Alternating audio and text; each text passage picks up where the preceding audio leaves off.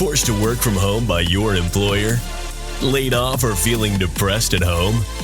Do you want to make money working from anywhere? We'll show you how to do it from your couch. It's time for another episode of the Work From Home Show. Coming to you from their homes in Austin, Texas and Tampa, Florida, here are your hosts, Adam and Naresh. Hey everybody, welcome to the Work From Home Show. Shout out to all our homies, homeboys, homegirls, home trans, all the work from homers out there. Naresh, today we have two guests on the show, Douglas Preston and Lincoln Child.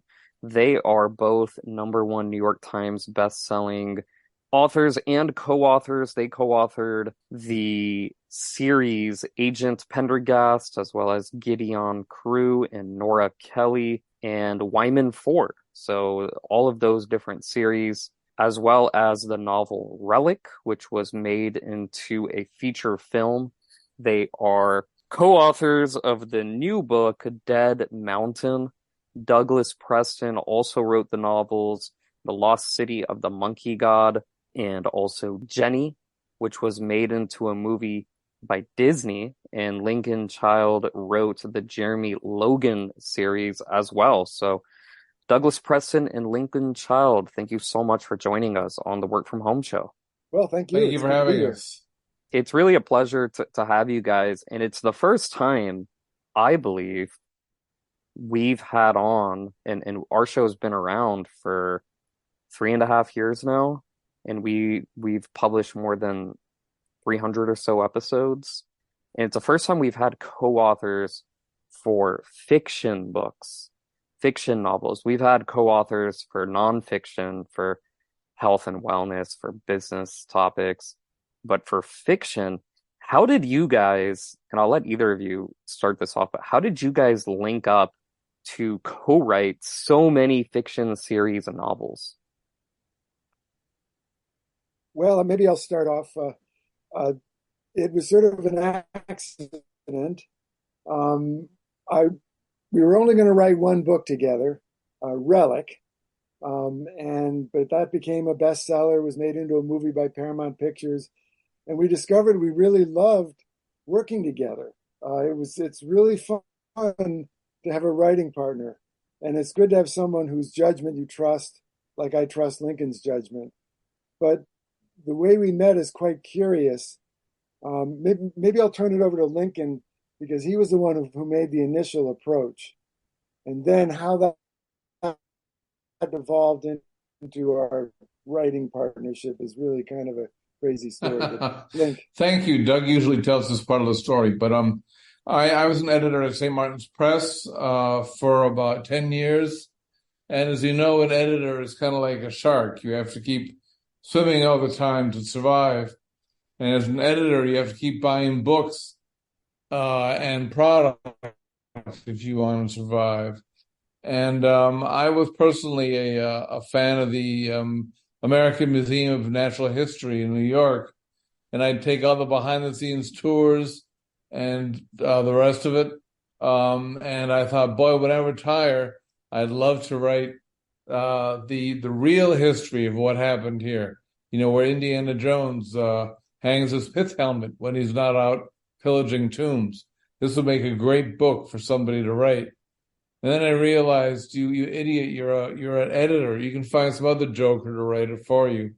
So I did some research, and I found that the person who wrote most of the historical articles about the museum was this guy named Douglas Preston. So I took him to lunch at the Russian Tea Room, and he didn't have a jacket, but they supplied him with one. So he sat there in a red waiter's jacket, and we were both about 7 years old, it seems, actually, and probably 26, 27, something like that. And I pitched this idea to him, and he liked it. He was ready to graduate from writing articles to writing full-length nonfiction books. And that became Dinosaurs in the Attic, which was his first nonfiction book. And it was it cemented our friendship. And even though the museum was not easy to work with, they became the setting indirectly, fictitiously for Relic, which we then went on to write over many years. So that's basically the story. Doug and I were first business partners on his nonfiction book. And then when I left editing and he left the museum, we began thinking about writing a novel together. And it's like everybody says they're going to do, hey, let's write a book. And it never gets done. But in our case, after 4 years, maybe 5 years, it got done. Another 2 or 3 years to shop it around. And then, to our shock, they made a movie and a book out of it called Relic. That's quite a story. How long ago did all of this happen? Because first off, how many total books have you written together?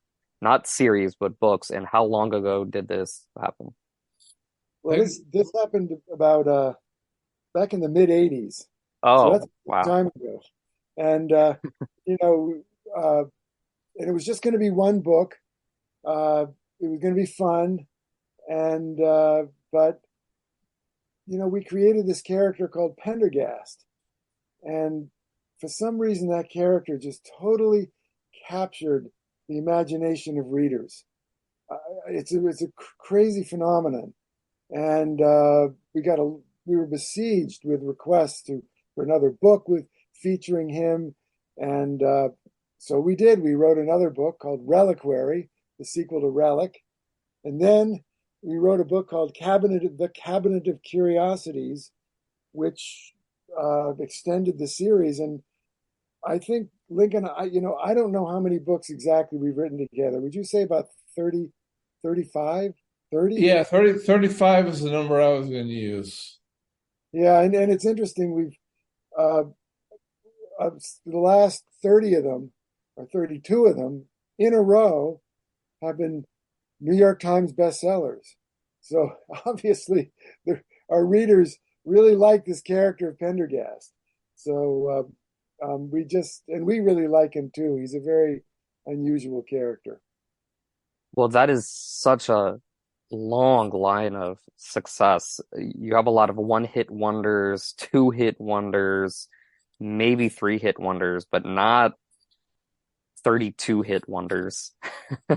It's a guarantee when a publisher backs you guys that your book is going to hit the New York Times bestselling chart. So that's amazing. That's absolutely incredible. Now Douglas, or really both of you. So we know Lincoln, you started at St. Martin's Press, I believe. Douglas, Yeah. did you start in journalism or reporting, or what were you doing? I did. I wanted to be a science journalist. And so my first job out of college was as an editor at the American Museum of Natural History. And I edited books. I edited a magazine, a boring scholarly journal called Curator, and I edited a newsletter and so forth. And then I started writing a column in Natural History magazine about the history of the museum, and it's that column that Lincoln read, and that's how our partnership began. But it's funny, I have to tell you this story. Relic, terrible things happen in the museum in Relic. It's violent, it's brutal, it's vicious. There are people murdered, and after I left the museum, I was visiting it one day, and I ran into the director of the museum, and he in the hall, and he said, "Preston, hold on, I have something to say to you."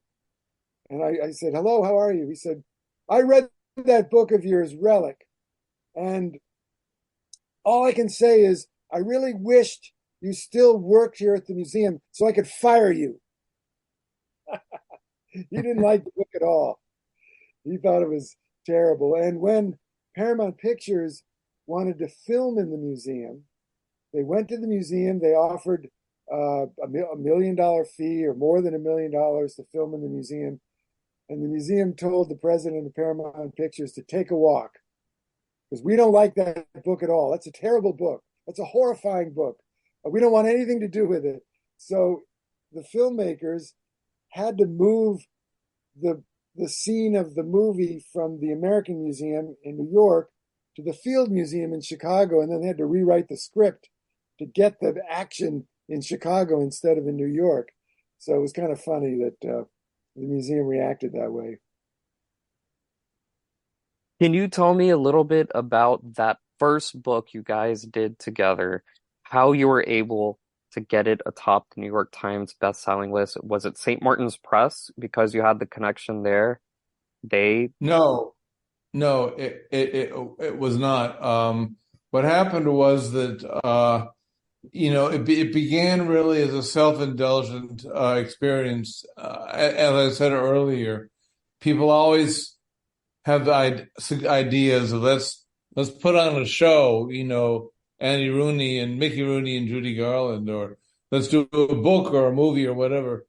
And Doug and I had that idea, but the actual writing took a long time because we had no contract, we had nothing. We just had an idea.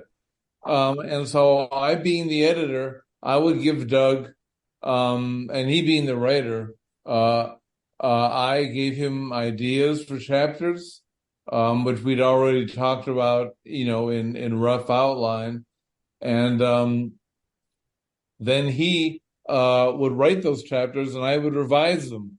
And as the book went on, I watched what a good job Doug did writing the chapters, and having enjoyed writing back before I got into publishing, where that's the last thing I wanted to do, I began writing chapters of my own too, in addition to revising his, and he began suggesting chapters for me to write. So by the end of the book, he'd written the lion's share of it, but I'd written some of it. But by the time it was done, we both revised every word, and it was a joint product. So at that point, I thought, okay, great, we finished it. Now comes the easy part. I have all these connections in the book business. I'll take it to some agent friends, and even though then they're not going to publish it for me, obviously, at least I can get my foot in the door. And then the first two agents, or the first agent I sent it to, turned it down. And another friend of mine in the industry said, why don't you call, he named an agent he used to work for. And so we did. And this guy shopped it around for 2 years. We'll always be grateful for his persistence. But, at one point, Doug essentially gave up and moved to New Mexico, and I got a job at MetLife doing systems analysis. And suddenly the agent called up and said, we have a publisher. You have to rewrite the book completely and cut it down by a third, but then they'll publish it for a modest sum. And it wasn't a bestseller in hardcover, but the movie, we got almost immediate movie interest, because the people in Paramount had good memories of growing up on the Upper West Side, I think, in that museum.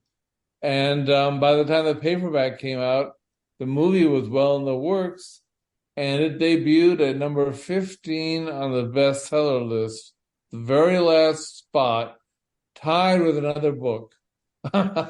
So we barely made it, but our very first book did make the list in paperback by the publisher Tor Forge. And that's your book, Relic. It was turned into a movie called The Relic, starring James Whitmore, Tom Sizemore, Linda Hunt, and it did very well in the box office when it came out in 1997. Moving on to your other works, especially your latest book, tell us a little bit about Dead Mountain, which is your newest book. Is that a series? Is that a one-off novel? That's a new series. What we did was we spun off. The Pendergast books had two characters in them. One was Corey Swanson, who was sort of Pendergast's protege who became an FBI agent, and the other is Nora Kelly, who's an archaeologist. So we spun off this series. It takes place in New Mexico, and it involves Corey Swanson, who's a brand new FBI agent just learning the ropes at the Albuquerque field office, and Nora Kelly, who's an archaeologist at the Santa Fe Institute of Archaeology. And they team up on really unusual cases. And Dead Mountain was a bizarre case. It basically, the novel opens with the discovery of, in a cave in the Manzano Mountains of New Mexico, these drunken frat kids take refuge in this cave, and they find an ancient burial in there, an ancient Indian burial, which they desecrate. And so then the FBI gets involved and goes into this cave to try to, put things in order. And in the cave, in the back of the cave, they find a dead body of a person who's a modern person, someone who died only, 15 years ago, all dressed up in boots and, jacket and everything. And so then the case deepens, and they do more exploration of the cave, and they find a second body, and they find that the two individuals had a fight, and one was murdered the other and then committed suicide. And it's a huge mystery. What happened here? And that's really how the novel begins. It's called Dead Mountain because that was the name the FBI gave to the case. FBI cases always have a name given to them. So That sounds pretty cool. I do have a question about the FBI that I'm going to ask you a little later on, but I saw that, Doug, you wrote the book, The Lost City of the Monkey God. I obviously haven't read the book, but which monkey god are we talking about? I'm just curious because I'm Hindu and we have a monkey god. well, that's really interesting. This monkey god is based in Central America, a prehistoric deity that the Maya worshipped, but this culture, the lost city of the monkey god is a true story actually, and it involves the actual discovery of a lost city in an unexplored area of the Honduran jungle. It's not Mayan, but it's similar. It's a culture that lived right adjacent to the Maya, and but it's interesting. And in this city we found stone urns decorated with monkeys, humanoid-looking monkeys. They almost look like aliens. And so I think the monkey motif is something that you see all over the world, in Asia, in Central America and South America, in China. The interest that worshiping or the interest of monkeys and mythological tales involving monkeys and apes is sort of a interesting universal in human nature. Do you both actually travel to these locations when you're talking about Central America, South America, Asia? You reference the FBI. Do you travel to these all around the world to do research on your writing, even though it's fiction, or are you just going on the internet, finding out more, watching videos? How does it work? Doug has traveled to 75% of the spaces. I've traveled to none of them. Yeah, I'm a world traveler. I've been to Central America, South America, the Manzano Mountains, almost all the settings I've been to, because I think the reader can tell. If you look stuff up on the internet, you can find a lot of information, but you don't get the dust, the grit, the freezing temperature, the smells, the sense of the place. Those are the things you can only get if you go there in person. And I think, one of the things about our novels are that our research is impeccable. We really do in-depth research. And Lincoln is part of that. He may not go to the places, but he is a polymath. I mean, his knowledge of cryptanalysis, his knowledge of computers, his knowledge of archaeology is absolutely extraordinary. And so a lot of these, and engineering as well. So a lot of these things go into our novels and really surprise people with the depth that they encounter in our novels, what they learn about some of these subjects is important, I think, to making the novel a successful novel, because I think people love to learn about new things in reading novels. I'm curious to know how you divvy it all up. So is it you, Doug, going to these places, writing the initial draft, coming up with the storyline and Lincoln's, fact checking you, adding to it, editing, looking things over? Is that how the partnership works? Or are you having brainstorming sessions where it's like where you map everything out together and then one person writes the beginning, another person writes the end? How do you divide everything up? No, it doesn't work that way. Certainly, as far as the traveling goes, I don't think we do a great deal of traveling in preparation for the books. I mean, several books of ours have been set in Florida recently, where I moved to. Several books of ours have been set in New York, where we both lived. Doug often does articles for the New Yorker, and that takes him to exotic places which he can write about. He lives in Santa Fe and Maine, so we have many, many places we can write about. As far as divvying it up goes, the way we work now is once we've set on an idea for the next book, we talk it out. We make sure that it's exciting, because there's one thing about having two authors is you can't just please yourself. You have to please the other person who's pretty, nitpicky. And that goes for both of us. And then we divide the chapters either by sequence or by character or by plot line or by what we each tend to write the best. So it doesn't bounce back chapter 1, 2, 3, 4. That would be really jarring for the reader, I think. We each write sequences which in close conversation with the other, and then we bounce them back and forth until we're happy with it. And once that act of the book is done, we go on to the next, always keeping our eye on the ending of the book, but keeping it rather elastic so that any changes that come to mind along the way, we can fit in. I'm an author myself, and when I used to co-write, when I had co-authors, we didn't write long fiction novels, but if it was long form articles, like New Yorker type of articles or short ebooks, the way I would do it, and this is just my personality, I would actually write the entire first draft by myself.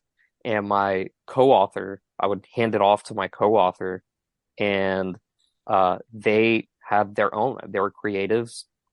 And so they would basically take what I wrote and cut stuff out, edit stuff out, not proofreader. Proofreader is someone who's just looking over commas and spelling, but they would actually go in and add to it, cut things out, maybe even change some of the storylines so that when they sent me back their finished manuscript, it's almost like plastic surgery was done to what I initially created. And it turned out very well, because then I would be like, hey, why'd you take this out? Why'd you take, I thought this was important to the story or would really capture the reader's attention more. And we would debate it and discuss it and come to agreements and disagreements and move on. And it ended up turning out super well. I think the finished product was just both co-authors were happy, and the pieces did well. Well, what you just described is really interesting, because that is kind of how we work. I mean, like I'll write a series of chapters, maybe 15 chapters, a thread, and Link will write a thread, and then we swap them and rewrite each other. And as you probably know, that's a little bit of a difficult experience, because I'll question Lincoln, well, why did you take that out? Why? And then Lincoln will say, well, the reason is because of this or that. And it's that discussion and cutting things out, really refining the characters, getting the plot airtight, that I think makes our books so good. I think the books are better than what we could write on our own because of this constant challenging of each other. And I mean, I have to say, sometimes we get irritated at each other and upset, That's but gonna happen. yeah, but when Lincoln says to me, Doug, what you've written here, it just doesn't work. I have to trust him. I mean, that's why he's Yeah, my writing partner. He, exactly. and so even if I disagree, I have to exactly. So it's interesting to have you say that, Naresh, because we have a similar way of working, and I think that as you've experienced, the end product is something much better. When I was in college, the first time I did this, it was our professor. I was our professor, he grouped me with another student, and after we went through this whole process, came out with this amazing piece. I believe the professor still uses that piece for teaching tools in his classes today. But he told us at the end, after everything was over, that we were the two, let's just say we had very hard heads. We were very hard-headed, and he said that's why he put us together. And so initially what we learned, or what I learned throughout that process, is what you said. You have to trust your part, especially because both of us are probably the most talented, but also the most hard-headed. And to work together, you have to trust your partner. You have to challenge them for sure, but you have to trust them as well. And when you pick a good partner, it's only going to make the story or the end product that much better. Yeah, it's funny. The hardest part of our partnership is when we receive our royalty statements, and I see like, oh wow, that's a lot of money we made, and then 15% for our agent. Well, that's fine. He deserves that. And then I see 50% for Lincoln Child, and I'm like, wait a minute. This is not fair. This is terrible. I'm kidding, of course, but Lincoln, where do you live now? You said you live in Florida? Yes, for the last 5 years. We're in Florida. We're based in Florida also, Austin and Florida. Well, my And co-host's office Sarasota. is in Austin. I'm in Tampa Bay. Oh, I'm near you then. I'm in Sarasota. Oh, okay. Good, good. All right, very good, guys. I want to talk a few last topics, and then we'll wrap up. But you have a book that was turned into a movie, Jennie. Tell us, or actually, this is for Douglas. Tell us about that. How were you able to turn that book into a movie? Is it because of the previous book that the museum one that you were able to turn into a movie? You made contacts, connections, you were able to do it that way, or tell us more. well, actually, I sold Jennie to Disney before we sold Relic to Paramount. So it was that was my first movie sale, and that Oh, kind of came out of the blue. The story of Jennie was based on a true story about a curator in the museum who raised, in the 1930s, he raised a chimpanzee in his family on Long Island, and he took home movies of this chimp. And it was remarkable. I saw these films when I worked at the museum. It shows this chimpanzee carrying this baby around. There was a baby in the family, putting the baby in a high chair, feeding the baby with a spoon. And then, after the baby makes a mess, the chimpanzee cleans everything up.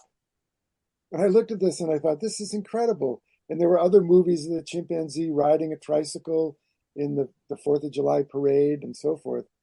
And so I became very interested in the experiments that were done in the 1960s of trying to teach chimpanzees American Sign Language to see if they could communicate. And many of those experiments ended very, very tragically. Um, you know, I won't go into why, but there was real tragedy involved in those experiments. And so I wrote a novel about it. And lo and behold, it sold to Disney. They made a television movie out of it called The Jennie Project. But unfortunately, unfortunately, whatever, they always do this. They changed the ending because the ending of my book was very sad and was quite tragic. And as a Disney executive said to me, we can't put a dead chimpanzee on a mug. So the chimpanzee in the movie does not die at the end. So they made that change. But otherwise, it wasn't a bad film. I'm gonna have to. So the movie is Disney. Is it on Disney? I have Disney Plus. Is it on Disney Plus? It's called Jennie, Jennie. It's called the Jennie Project, and actually, I don't know where you can see it. I've never done that search. I imagine you could see it on Disney Plus if you looked hard enough. As You long know, as they didn't there's cancel it. well, They, it was aired on television, and um, I really don't know what happened to it after that. It's floating around there somewhere. okay. I'll have to do a search for it. I'll definitely do that. Are you both, do you write from home? Like, I know you have houses in Maine and New Mexico, Florida, New York. So are you mostly writing from home?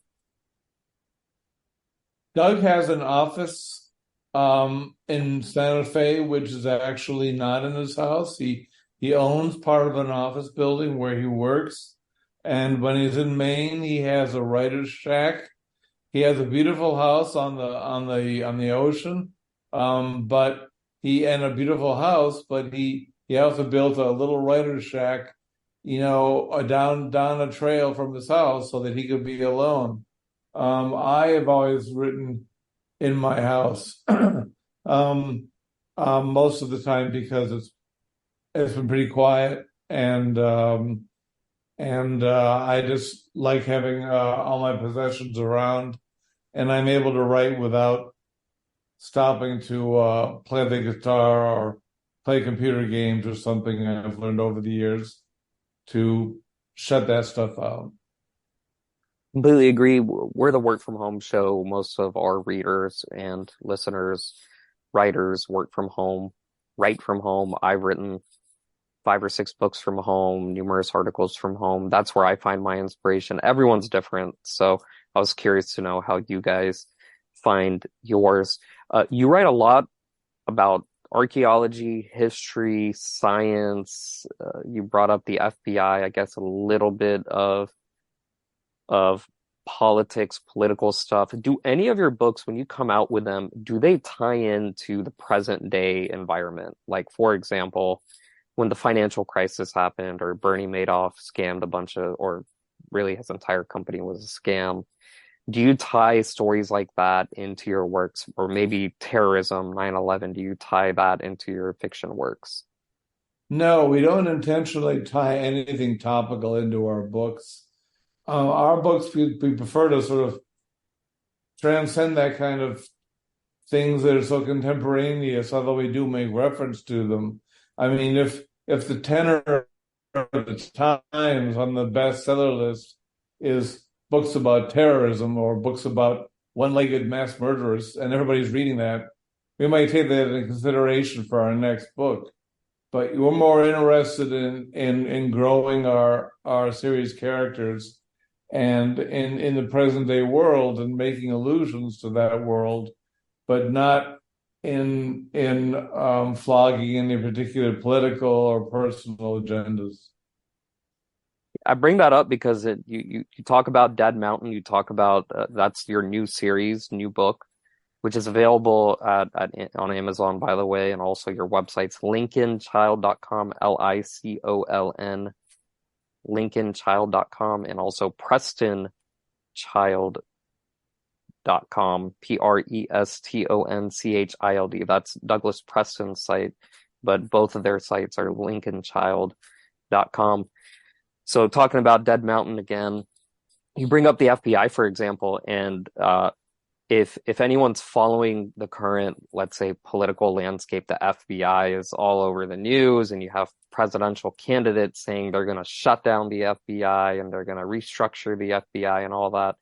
And so I wonder how, if that happens, which I think it could end up actually happening, I think it will happen, that could change a little bit of your storyline as you write more books in the series, for example. Yeah, we would definitely, well, first of all, we have a lot of respect for the FBI. We think that FBI, we know a number of FBI agents. We consult them sometimes on how to, present things. They are really quality people, I think a lot of the noise about the FBI is misguided. I think it's an excellent organization. Um, but if the FBI were revamped or something like that, we would definitely have to take that into account in our books. Maybe um, our Corey Swanson might leave the FBI if and become a private investigator if something like that happened. But we do, Lincoln mentioned we monitor the bestseller list to see what's current or what's so the zeitgeist is, and I think we do that mostly to avoid it. We mostly avoid trying to be too topical, trying to keep up with the times. I think our books, I think our interest is more in sort of timeless themes and themes that transcend the moment and the political heat of the moment. For example, our characters, nobody really knows what their political beliefs are, although I think you could read between the lines if you're intelligent enough to understand. But we don't get overtly political. We don't want to get in people's faces with political views and so forth. Yeah, we write books like Moby Dick rather than Atlas Shrugged. If anything did happen to the FBI, just so you know, it's not like good agents would just disappear and go, but they would just be reassigned to like the U.S. Marshals or DEA or something else. So it's not like our national security is at threat or the good people are going to be unemployed. So just FYI, we're running short on time. Thank you guys so much. I just plugged your website once again. It's lincolnchild.com, or Douglas Preston's website is prestonchild.com. Any final thoughts before we sign off? Well, Naresh, we wanted us to thank you so much. You're a very perceptive interviewer, and we like the way that you're able, and your readers are able to identify with us from being at-home authors. It's a lonely job, as you know, made a bit less lonely by us having to be getting to write together. Although, as Doug says, it hurts when the paycheck comes in, but we wouldn't do anything else. So thank you for letting us talk about our experience. Yes, thank you. Thank you. We really enjoyed this interview. And we also want to thank any of our readers out there who are listening. We really appreciate you buying our books because Lincoln does need an opportunity to keep up the payments on his Rolls Royce. Just kidding. All right. Well, thank you guys so much for coming on the Work From Home Show. To all our listeners, check us out at workfromhomeshow.com. Get on our mailing list there. If you have any questions, email us hello@workfromhomeshow.com. That's hello@workfromhomeshow.com. Follow us on social media. We're on Twitter. We're on Facebook. You can leave us a review on iTunes, TuneIn, Stitcher, Spotify, whatever podcasting platform you use. And until next week, keep on working from home.